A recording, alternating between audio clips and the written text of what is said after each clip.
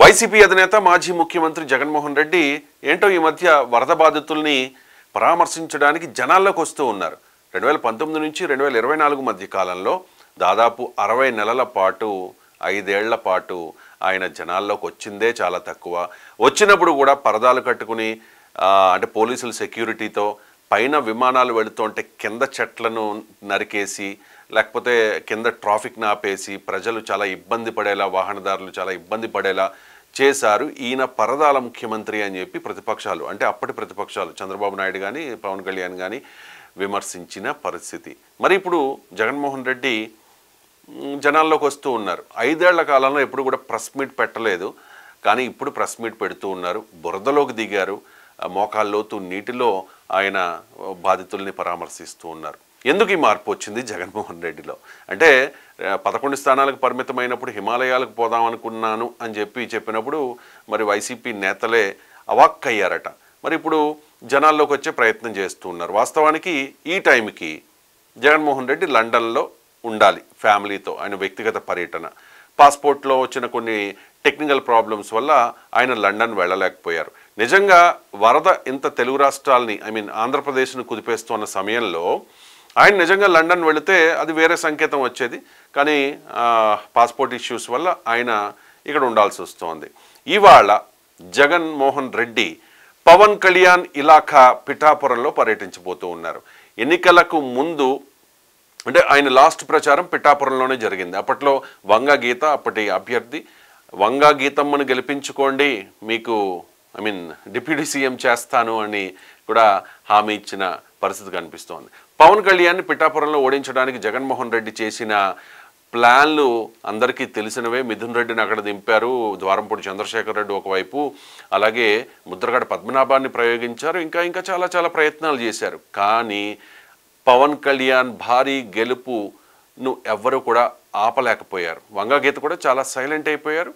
ఈ రీసెంట్గా వచ్చారు పిఠాపురంలో, అక్కడ వరదని అంటే ఏలేరు కాలువకు అక్కడ గండిపడింది కాబట్టి పిఠాపురం నియోజకవర్గం అంతా అక్కడ ఎక్కువ, పిఠాపురం, గొల్లప్రోలు ఈ ఏరియాస్ అన్నీ కూడా ఎక్కువ ఎఫెక్ట్ అయ్యాయి. రీసెంట్గా పర్యటించి పవన్ కళ్యాణ్ మీద కొన్ని ఆరోపణలు చేశారు. పవన్ కళ్యాణ్ ఒక ల్యాండ్ కొన్నారు అక్కడ, ఆ ల్యాండ్ కూడా మునిగిపోయింది అని కూడా వైసీపీ నేతలు ఎద్దేవా చేస్తున్న పరిస్థితి, YSR Congress party social media కూడా ఎద్దేవా చేస్తున్న పరిస్థితి కనిపిస్తోంది. కానీ అంటే గవర్నమెంట్ ఏర్పడి 3 నెలలు అయింది.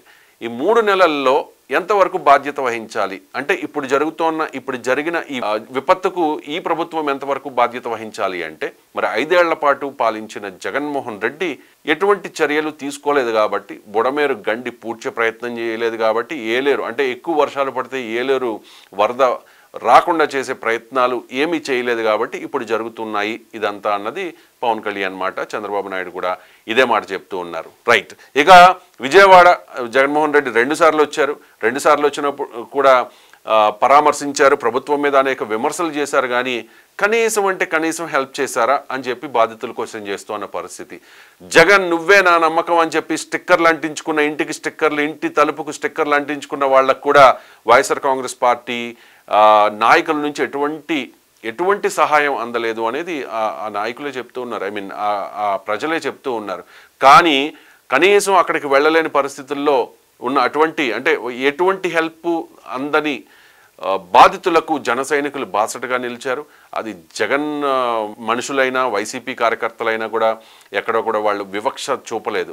ఆకలి అవసరం అనేది పార్టీని బట్టి ఉండదు కదా, ఎవరిదైనా ఆకలే, బాధే, బాధితులందరినీ కూడా ఒకే రకంగా చూడాలి కాబట్టి ప్రభుత్వంలో వీళ్ళున్నారు కాబట్టి ఏం చేయాలి అనేది మాత్రమే ఆలోచించారు. రైట్. ఇక పిఠాపురం వెళ్ళబోతూ ఉన్నారు జగన్మోహన్ రెడ్డి. మరి పిఠాపురంలో ఎటువంటి కామెంట్స్ చేస్తారు అనేది చూడాలి. మరి పిఠాపురంలోనైనా ఆయన ఏదైనా హెల్ప్ చేస్తారా అంటే జగన్మోహన్ రెడ్డి కొన్ని లక్షల కోట్ల రూపాయల అవినీతికి పాల్పడ్డారు అన్నది అంటే ఈ 5 ఏళ్ల కాలంలో 19 to 24 ప్రతిపక్షాల ఆరోపణ.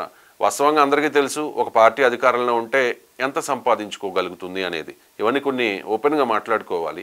మరి చాలా మంత్రుల మీద చాలా ఆరోపణలు ఉన్నాయి. కాకినాడ ఎంపీగా పనిచేశారు వంగా గీత, అవినీతికి పాల్పడ్డారనే ఆరోపణలు ఉన్నాయి. ఆ తర్వాత పిఠాపురం ఎమ్మెల్యే అభ్యర్థిగా ఉండి ఓడిపోయారు. ఇంకా ద్వారంపూడి చంద్రశేఖర్ రెడ్డి, అంబటి రాంబాబు, ముఖ్యంగా రోజా, గుడివాడ అమర్నాథ్, ఇంకా పేర్ని నాని, కొడాలి నాని, అనిల్ కుమార్ యాదవ్, ఇంకా చెప్పుకోవాలంటే టైం సరిపోదు, చాలా పెద్ద లిస్టే ఉంది. మరి ఇసుకలో దోపిడీ, మద్యం కుంభకోణం ఇన్ ద సెన్స్ ప్రభుత్వ మద్యం షాపులు ఏర్పాటు చేసి డిస్టిలరీస్ వాళ్ళకి కావాల్సిన వాళ్ళకే ఇచ్చి కావాల్సిన బ్రాండ్లు తయారు చేయించుకుని రేట్లు పెంచేసి కొన్ని లక్షల కోట్లు దోచేశారు అన్నది ప్రధానంగా జగన్మోహన్ రెడ్డి మీద ఉన్న ఆరోపణ, ఆ ప్రభుత్వం మీద ఉన్న ఆరోపణ.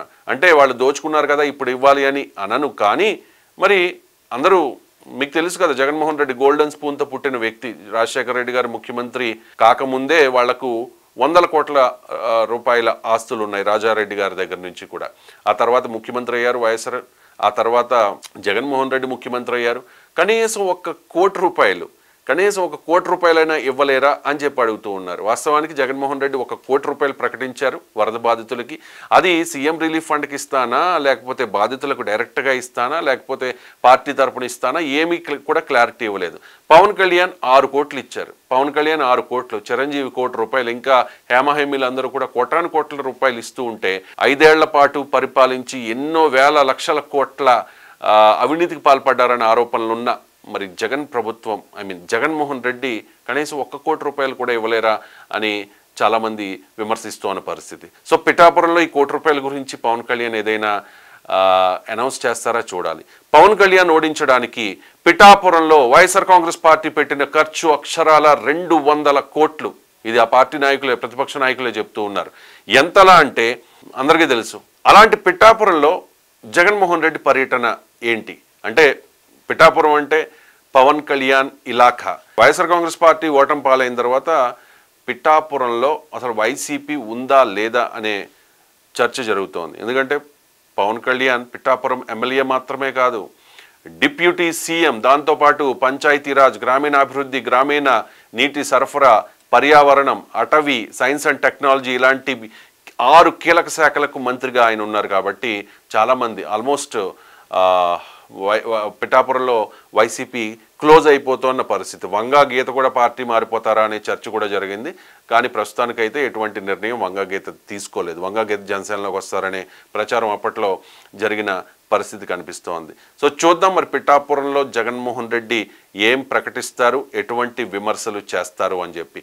ఇన్నాళ్ళు అంటే 5 ఏళ్ల పాటు పరదాలు, రోప్ పార్టీలు, ఎక్కడికక్కడ చెట్లను కొట్టేయడం, అసలు జనాల దగ్గరికి రాకపోవడం, జనాల్లో ఉండకపోవడం, ఒకవేళ జనాల దగ్గరికి వెళ్ళే ప్రయత్నంలో కూడా 100 మంది సెక్యూరిటీని పెట్టుకోవడం, అలాగే మీడియాతో కనీసం ప్రెస్ మీట్ పెట్టి మాట్లాడలేని పరిస్థితుల నుంచి ఇప్పుడు జనాల్లోకి వచ్చే పరిస్థితిలోకి వచ్చారు జగన్మోహన్ రెడ్డి.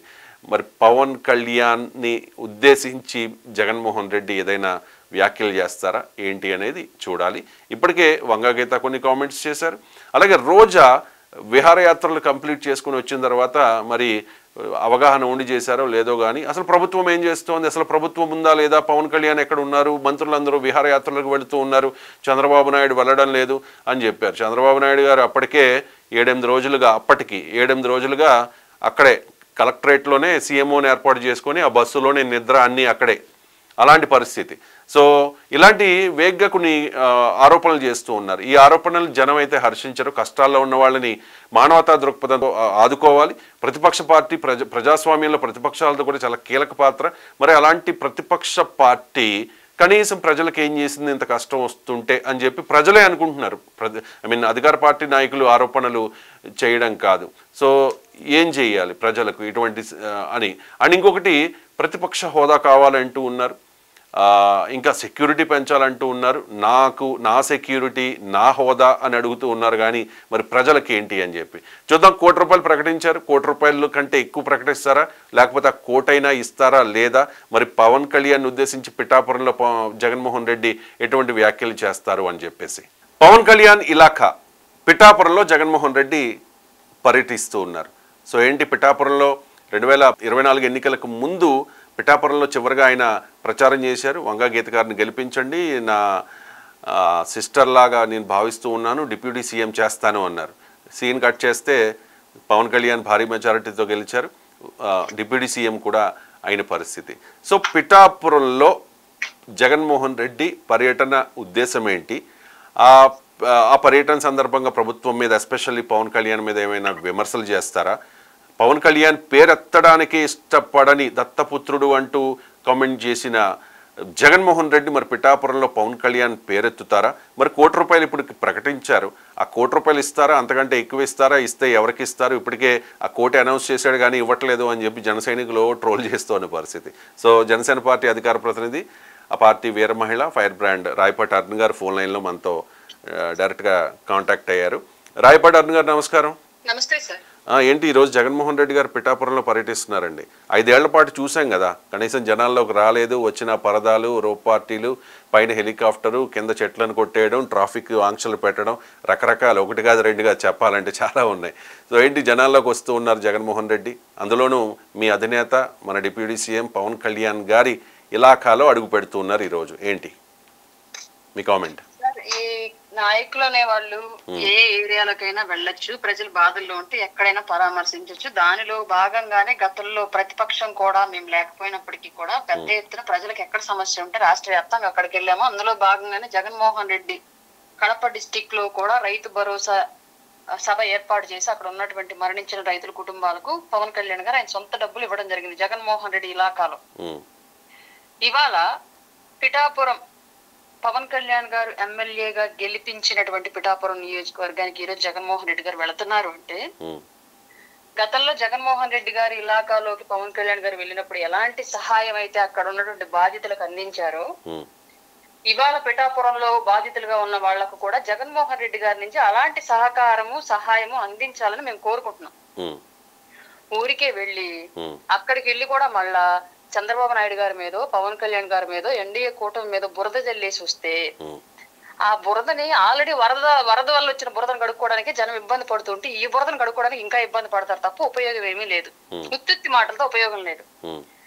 ఇప్పటికే ₹1 ఇచ్చాను అని ఘనంగా చెప్పుకున్నటువంటి వేల కోట్ల అధిపతి అయినటువంటి జగన్మోహన్ రెడ్డి ఆ ₹1 ఎక్కడ ఇచ్చాడో, ఎవరికి ఇచ్చాడో, ఏం చేశాడో కూడా తెలియదు. అది కూడా పార్టీ ఫండ్ నుంచి. పవన్ కళ్యాణ్ గారు సొంత డబ్బులు 6 కోట్లు ఇచ్చినా ప్రతి ఒక్కరికి ఈ పార్టీ డబ్బులు చేరిపోయినాయి. కానీ జగన్మోహన్ రెడ్డి ఇచ్చిన ₹1 ఇంకా గాలిలో ఎగురుతున్నాయి, ఇంకా కిందకి దిగల.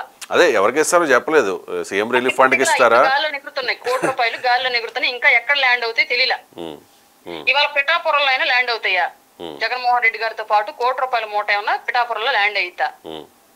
లేదు, ఉత్తుత్తి మాట్లాడేసి అక్కడ కూడా బురద జల్లేసి వస్తాడా? ప్రజలను ఆదుకోవడానికి వెళ్ళిన వ్యక్తి వాళ్ళకి ఏం అవసరం అది చూడాలి తప్ప ప్రజలకు అవసరం లేని భయాన్ని వాళ్ళలో సృష్టించి వస్తున్నాడు ప్రతి చోట. విజయవాడ వెళ్ళి అలాగే చేశాడు. ఇప్పుడు పిఠాపురం కూడా అందుకే వెళ్తున్నాడా? నంబర్ 2 ఇంకోటి మీద ఇందాక అన్నారు, చంద్రబాబు నాయుడు గారిని, అదే పవన్ కళ్యాణ్ గారిని ఏమైనా విమర్శిస్తారా అని చెప్పేసి. గతంలో విమర్శించినందుకు ఆయన వేసిన ఎత్తుకి చిత్తైపోయి గొక్కెట్టేడుతో ప్రెస్ ముందు చేర్చాడు. సీఎం స్థాయి నుంచి నడి రోడ్లోకి వచ్చి విపక్షంగా మిగిలిపోయి, ప్రతిపక్షం కూడా లేకుండా. ఆయనకి గనక కనువిప్పు కలిగి ఉంటే, అతను ఓటమి కారణాలు తెలుసుకోగలిగి ఉంటే, జ్ఞానోదయం అయినటువంటి రాజకీయ నాయకుడిగా పరిణతి కనుక చెంది ఉంటే ఇవాళ ఒక్క మాట కూడా పవన్ కళ్యాణ్ గారిని నోరెత్తి మాట్లాడు నాకు తెలిసినంత వరకు. అయినా సరే కనీసం మాట్లాడాల్సి వస్తే, అంటే విమర్శలు చేయడానికి కాదు, కనీసం ప్రస్తావించాల్సి వస్తే పవన్ కళ్యాణ్ అని ప్రస్తావించినా చాలు. ఎందుకంటే ఇన్నాళ్ళు ఆయన దత్తపుత్రుడు అని మాత్రమే అన్నారు కదా గత 5 ఏళ్ల పాటు. ఇప్పుడంటే జనం చెత్తలో పెట్టి పడతారులేండి ఆ మాట, అంటే ఇప్పుడు అనలేండి ఆ మాట.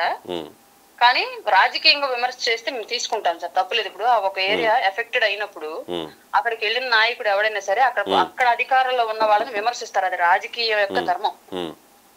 అలా విమర్శనాత్మకంగా అతను చేసే భాష ఉంటే పర్లేదు, మేము మాకు అబ్జెక్షన్ ఏమీ లేదు. కాకుండా బురద జల్లే విధంగా, ప్రజల్ని భయభ్రాంతులకు గురి చేసే విధంగా, ప్రజలకు పైసా కూడా ఉపయోగకరం కాని విధంగా కనుక ఉంటే మాత్రం ఇంకా రాజకీయాల్లో అతడు జగన్మోహన్ రెడ్డి అనే వ్యక్తి అనవసరం అన్న విషయం ఆయన గ్రహించుకోవాల్సి వచ్చింది. ఇప్పుడు ఈ విపత్తుకి కారణం గత ప్రభుత్వ వైఫల్యాలే అని చెప్తూ ఉన్నారు కదా. నాకు తెలిసి ఇప్పటి వరకు ఈ ఏలేరు అండ్ బుడమేరు ఈ 2 విపత్తుల వల్ల జరిగిన నష్టం 10,000 కోట్లకు పైనే. అంటే మరి జగన్మోహన్ రెడ్డి ఇవ్వాలా అంటే జగన్మోహన్ రెడ్డి ఇవ్వక్కర్లా, ప్రభుత్వం అనేది కంటిన్యూషన్, ఆ ప్రభుత్వ తప్పిదం అయ్యి ఉండవచ్చు. కానీ ఇప్పుడు ₹1 ప్రకటించారు, ఆ ₹1 కూడా ఇస్తారా లేదా అనేది క్లారిటీ లేదు. మీరు అంటే ఏం డిమాండ్ చేస్తూ ఉన్నారు జగన్మోహన్ రెడ్డిని? సార్ మేము జగన్మోహన్ రెడ్డిని డిమాండ్ ఏమి చేయట్లేదు సార్. ఒక ఇంతకు ముందు అతను ముఖ్యమంత్రి అయ్యాడు అంటే ఈ రాష్ట్ర ప్రజలు పెట్టిన భిక్ష. వాళ్ళ నాన్న హైదరాబాద్ లో నాకు ఉన్న ఇల్లు కూడా అమ్ముకొని నేను రాజకీయాల్లో వచ్చాను అని చెప్పేసి ఎలక్షన్ అఫిడవిట్ లో మొట్టమొదటిగా నమోదు పరిచాడు. అతని దగ్గర ఉన్నటువంటి ఆస్తి 57 లక్షలు. అట్లాంటి రాజశేఖర్ రెడ్డి ముఖ్యమంత్రిగా ఉన్న టైంలో జగన్మోహన్ రెడ్డి వేల కోట్లకు అధిపతులు అయ్యారు అంటే ఈ ప్రజలు పెట్టిన భిక్ష. ఈ ప్రజలు పెట్టిన భిక్షని ఆ ప్రజలు ఆకలితో అలవటిస్తున్నప్పుడు ప్రభుత్వానికి సహకరించాలి, లేదా స్వచ్ఛందంగా మీరైనా సరే పెద్ద మొత్తంలో వాళ్ళకి సహాయ సహకారాలు అందించాలి. రైట్. చిన్న చిన్న పిల్లలు వాళ్ళ కిటీ బ్యాంక్ లో ఉన్న డబ్బులు ఇస్తూ ఉన్నారండి. చాలా మంది ఎంప్లాయీస్ ఒక రోజు జీతం ఇస్తూ ఉన్నారు, డొనేట్ చేస్తూ ఉన్నారు.